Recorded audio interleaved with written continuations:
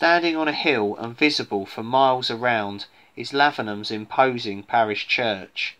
Described as being architecturally perfect, its construction was funded mainly by local clothiers who grew rich during the Middle Ages from the proceeds of the Suffolk wool trade.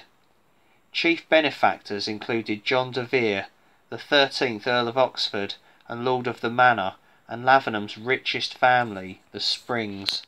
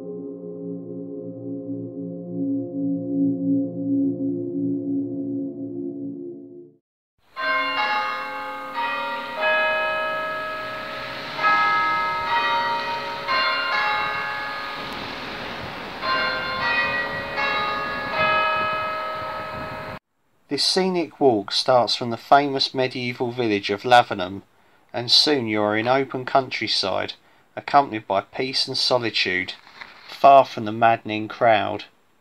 It's hard to believe that steam trains once made their way through the local landscape. For nigh on 100 years, Lavenham was part of the Long Melford to Bury St Edmunds branch line that opened in August 1865. Nowadays the path along the former trackbed has narrowed somewhat in places and has muddy patches. Sloping embankments support a variety of plants and wild grasses as part of a nature conservation programme. Elsewhere there are sweeping views across the countryside towards Long Melford and the Store Valley. The 141-foot tall tower of Lavenham Church dominates the countryside and acts as a useful landmark.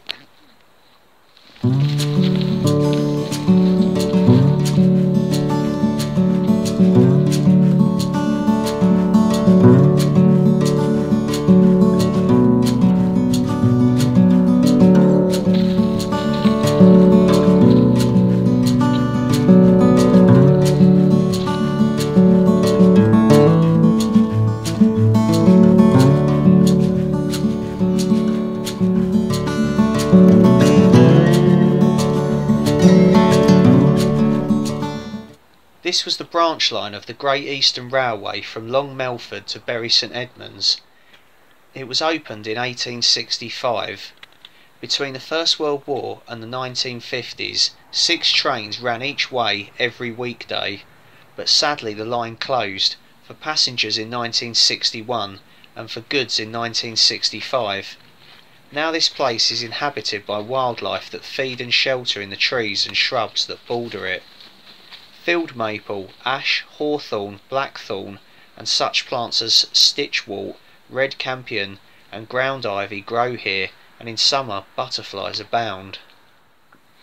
The St Edmund Way, used with other connecting paths, is an 18-mile stretch which starts at Clare and finishes at Bury St Edmunds, the burial place of the martyr King Edmund, who was slain by the Danes in 869 AD.